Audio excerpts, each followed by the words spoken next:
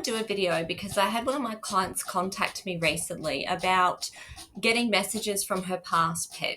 So she wanted to provide me with her story in her words that can hopefully bring hope to other people in the same situation where they've got their soul dog, is what I would call it, or their soul pet in spirit. And not only trying to deal with that, but getting messages from that pet and while getting a new pet at the same time. So it can be difficult sometimes because we feel that we are replacing a pet in spirit, but I can confirm from what I've seen and felt and heard that they never feel that way, they being the animals in spirit, because they understand how we feel. They have a greater perspective on every situation when they're in spirit. They can see it from our perspective when they're in spirit, so they can understand that sometimes having a new pet fills that void in our life and helps us heal. And sometimes along the way, they'll give us some confirmation, they'll give us some signs. And it's basically for two things. One, to let us know that they are okay in spirit. And two, to let us know that they are happy that we got a new pet. So my client, I'm going to read her message from her Gmail. So please bear with me. I hope that I do it justice. But she was really lovely, and she sent me this email, and she just said, basically, this is about our newest rescue, Indy, that I did a reading for in December. And Indy had never met Deborah's pet that's now in spirit called Rosie. So she had Rosie passed, and then she got Indy. So Indy had never met Rosie. So in her words, she said, the night before we went to choose a dog from the local shelter, I had personally asked my angel dog Rosie for her guidance in helping us find a new dog. And we found Indy when she was not even on the books. She wasn't even ready to be adopted, which I think is crazy. Crazy good. So Deborah definitely took this as a sign from Rosie that this was the dog for her. Then this happened 2 months after Indy joined her family. In the early hours of the morning, Indy was fast asleep at the foot of our bed when I woke up and was silently laying there thinking fondly about my angel dog. At that point, Indy popped up, jumped off the bed, and stood in the open doorway looking down the hallway towards the kitchen.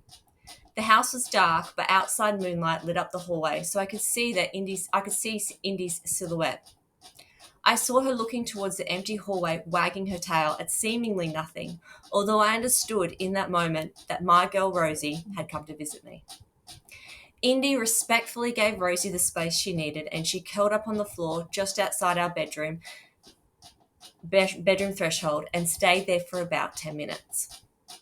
When she returned to the bedroom, she hopped back up on the bed, and although she had previously been curled up at the bottom of the bed, she came all the way up between my husband and I and was intently sniffing all over the blankets, including the blanket covering my chest, which is where my girl used to love to curl up beside me and lay her head.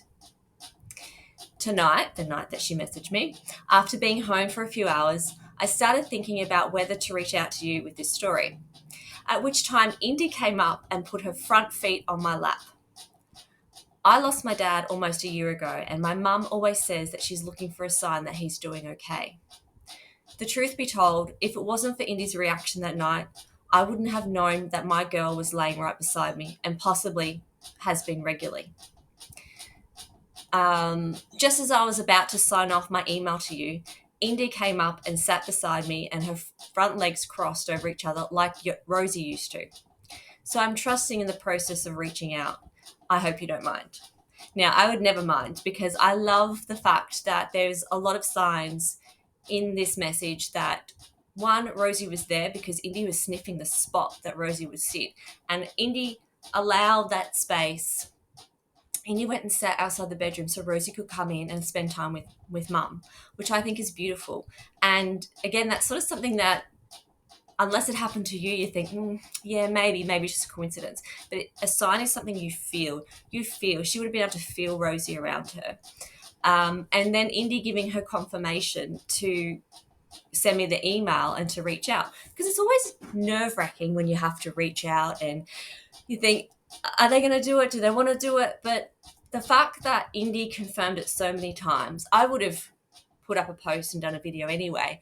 But I love the fact that Indy confirmed it twice. as, she was signing off the email and she came up.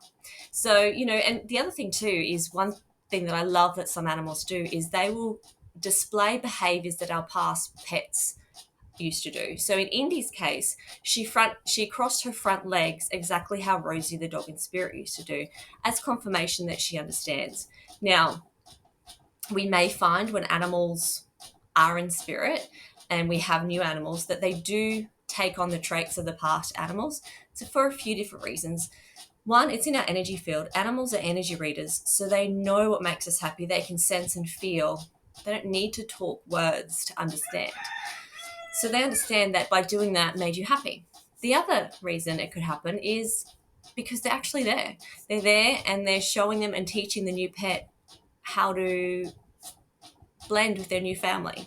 So it's a way of helping mum and dad, even though they're in spirit, helping the new animals settle in.